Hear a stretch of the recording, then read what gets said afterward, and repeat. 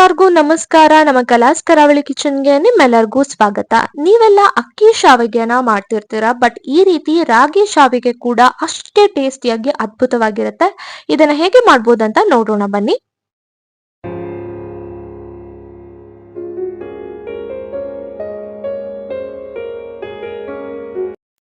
First ನಾವಿಲ್ಲಿ ಒಂದು ಪಾತ್ರೆಯನ್ನ ಇಟ್ಕೊಂಡಿದ್ವಿ gas ಮೇಲೆ. ಇದಕ್ಕೆ ನಾವು 1 ಕಪ್ನಷ್ಟು ರಾಗಿ ಹಿಟ್ಟನ್ನ ತಗೊಂಡಿದ್ವಿ.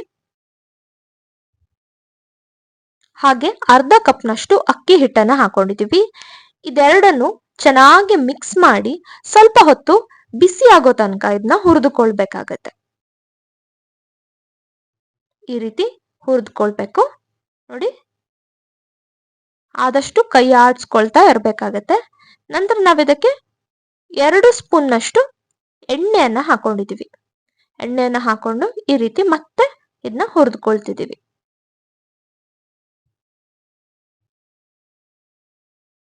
ಈ ರೀತಿ ಚೆನ್ನಾಗಿ ಇದನ್ನ ಹುರಿದುಕೊಳ್ಬೇಕಾಗತ್ತೆ. ನಂತರ ನಾವಿದಕ್ಕೆ ನೀರನ್ನ ಆಡ್ ಮಾಡ್ಕೊಳ್ತಿದೀವಿ. ಸ್ವಲ್ಪ ಸ್ವಲ್ಪ ನೀರನ್ನ ಸೇರಿಸಿ ಇದನ್ನ ಮಿಕ್ಸ್ ಮಾಡ್ಕೊಳ್ತಾ ಹೋಗ್ಬೇಕಾಗತ್ತೆ. ಈಗ ರುಚಿಗೆ ತಕ್ಕಷ್ಟು ಉಪ್ಪನ್ನ ಹಾಕೊಂಡಿದೀವಿ. ಮತ್ತೆ ನೀರನ್ನ ಸೇರಿಸ್ತಿದೀವಿ. ಇಲ್ಲಿ ನೀರನ್ನ ಸೇರಿಸ್ಬೇಕಾದ್ರೆ ನಾವು ಬಿಸಿ ನೀರನ್ನ ಸೇರಿಸ್ಬೇಕಾಗತ್ತೆ. ತಣ್ಣಗಿರುವಂತಹ ನೀರನ್ನ ಸೇರಿಸಬಾರ್ದು. ಇದರಿಂದ ರಾಗಿ ಹಿಟ್ಟು ಬೇಗ ಗಂಟಾಗುತ್ತೆ. ಅದಕ್ಕಾಗಿ ಒಂದ್ ಕಡೆ ನೀವು ಬಿಸಿ ನೀರನ್ನ ಕಾಯೋಕೆ ಇಟ್ಬಿಡಿ.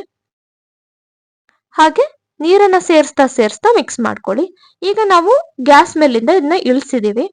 ಇಳಿಸಿ ಈ ರೀತಿ ನೀರನ್ನ ಸೇರಿಸ್ತಾ ಸೇರಿಸ್ತಾ ಇದನ್ನ ಮಿಕ್ಸ್ ಮಾಡ್ಕೊಳ್ತಾ ಹೋಗ್ಬೇಕಾಗತ್ತೆ. ಚಪಾತಿ ಹಿಟ್ಟಿನ ಕನ್ಸಿಸ್ಟೆನ್ಸಿ ಅಥವಾ ಚಕ್ಲಿ ಹಿಟ್ಟಿನ ಕನ್ಸಿಸ್ಟೆನ್ಸಿ ಏನಿರುತ್ತೋ ಆ ಕನ್ಸಿಸ್ಟೆನ್ಸಿಗೆ ಇದು ಬರ್ಬೇಕಾಗತ್ತೆ. ನೋಡಿ, ಈ ರೀತಿ ನೀವು ಪ್ರೆಸ್ ಮಾಡಿದ್ರೆ ಈ ರೀತಿ ಗಂಟಾಗ್ಬೇಕು. ಅಂದ್ರೆ ಈ ಹಿಟ್ಟು ರಾಗಿ ಮತ್ತೆ ಅಕ್ಕಿ ಹಿಟ್ಟು ತುಂಬಾ ಚೆನ್ನಾಗಿ ನಾವು ಹುರಿದುಕೊಂಡಿದೀವಿ ಅಂತ ಅರ್ಥ. ನೋಡಿ, ನಾವು ಸ್ವಲ್ಪ ಸ್ವಲ್ಪ ಸ್ವಲ್ಪ ನೀರನ್ನ ಸೇರಿಸ್ತಾ ಸೇರಿಸ್ತಾ ಈ ರೀತಿ ಮಿಕ್ಸ್ ಮಾಡ್ಕೊಳ್ತಾ ಹೋಗ್ತಿದೀವಿ.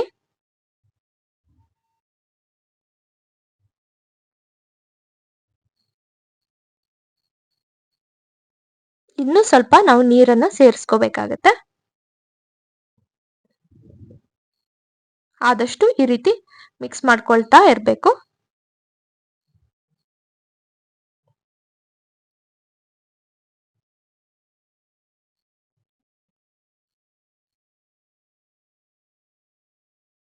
ನೋಡಿ, ಈ ರೀತಿ ಚೆನ್ನಾಗಿ ಇದನ್ನ ಮಿಕ್ಸ್ ಮಾಡ್ಕೊಳ್ಳಿ.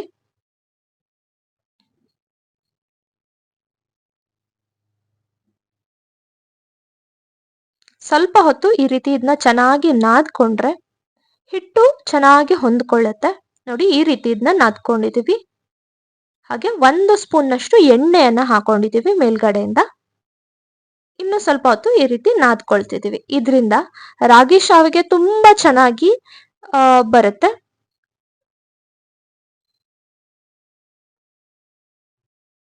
ಈಗ ನಾವು ಚಕ್ಲಿ ಮಾಡುವಂತಹ ಪಾತ್ರೆಗೆ ಈ ರೀತಿ ಎಣ್ಣೆಯನ್ನ ಸವರಿಸ್ಕೊಂಡಿದೀವಿ.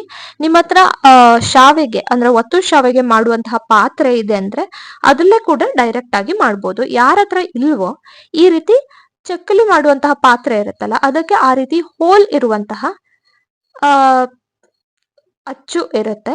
ಸೊ ಅದನ್ನ ಹಾಕಿ ಈ ರೀತಿ ನಾವು ಚಕ್ಕಲಿ ಮಾಡುವಂತಹ ಪಾತ್ರೆಯಲ್ಲಿ ಮಾಡ್ಕೊಳ್ತಿದೀವಿ.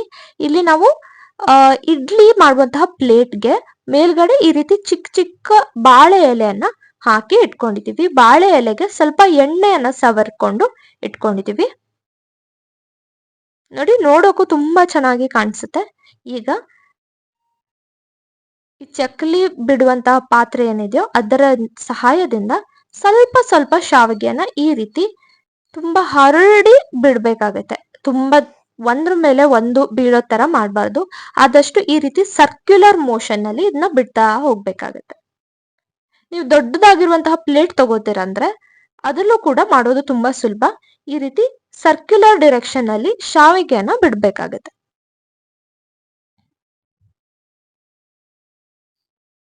ಇಡ್ಲಿ ಪಾತ್ರೆಯಲ್ಲಿಟ್ಟು ಬೇಯಿಸ್ತೀರ ಅಂದ್ರೆ ಇದು ತುಂಬಾ ಬೆಸ್ಟ್ ಆಪ್ಷನ್ ಅಂತಾನೆ ಹೇಳ್ಬೋದು.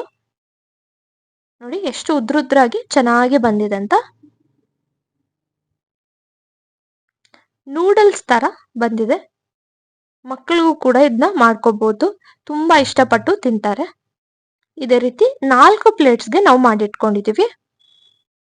ನಂತರ ಇಡ್ಲಿ ಪಾತ್ರೆ ತಳಕ್ಕೆ ನೀರನ್ನ ಹಾಕಿಟ್ಕೊಂಡಿದೀವಿ. ಒಂದೊಂದಾಗಿ ಪ್ಲೇಟ್ ಅನ್ನ ಈ ಇಡ್ಲಿ ಪಾತ್ರೆ ಒಳಗೆ ಪ್ಲೇಸ್ ಮಾಡ್ತಿದೀವಿ.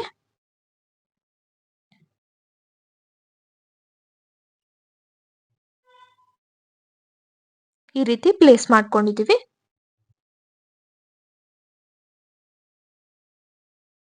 ಈಗ ಇದನ್ನ 20 ನಿಮಿಷಗಳ ಕಾಲ ಹಬೆಯಲ್ಲಿ ಬೇಯಿಸ್ಕೋಬೇಕಾಗತ್ತೆ. 20 ನಿಮಿಷಗಳ ಕಾಲ ಬೇಯಿಸಿದ ನಂತರ ನೋಡಿ ಈ ರೀತಿ ತಣ್ಣಗಾಗಿದೆ. ತಣ್ಣಗಾದ್ಮೇಲೆ ನಾವು ಈ ರೀತಿ ಓಪನ್ ಮಾಡಿದೀವಿ. ರಾಗಿ ಶಾವಿಗೆ ಕೂಡ ಚೆನ್ನಾಗಿ ಬೆಂದಿದೆ. ನೋಡಿ ಈ ರೀತಿ ಟಚ್ ಮಾಡಿದ್ರೆ ಕೈಗೆ ಅಂಟ್ತಿಲ್ಲ. ಕೈಗೆ ಅಂಟಿಲ್ಲ ಅಂದ್ರೆ ತುಂಬಾ ಚೆನ್ನಾಗಿ ಬೆಂದಿದೆ ಅಂತ ಅರ್ಥ. ಟೇಸ್ಟಿಯಾದ ರಾಗಿಯ ಒತ್ತು ಶಾವಿಗೆ ರೆಡಿ ಆಗಿದೆ. ರಾಗಿಯ ಒತ್ತು ಶಾವಿಗೆ ಜೊತೆ ಈ ರೀತಿ ತುಪ್ಪ ಹಾಕಿ ಸ್ವಲ್ಪ ಕಾಯಿ ಹಾಲನ್ನ ಇದ್ರ ಜೊತೆ ಸೇರಿಸಿ ತಿಂತಾ ಇದ್ರೆ ತುಂಬಾ ತುಂಬಾ ಚೆನ್ನಾಗಿರತ್ತೆ. ಅಕ್ಕಿ ಶಾವಿಗೆ ತಿಂದ್ರೆ ಯಾವ ಟೇಸ್ಟ್ ಬರುತ್ತೋ ಅಷ್ಟೇ ಚೆನ್ನಾಗಿ ಈ ರಾಗಿ ಶಾವಿಗೆ ಕೂಡ ಇರುತ್ತೆ. ಒಂದ್ಸತಿ ಟ್ರೈ ಮಾಡಿ ಅಂತ ಕೇಳ್ಕೊತೀವಿ. Once again thanks for watching.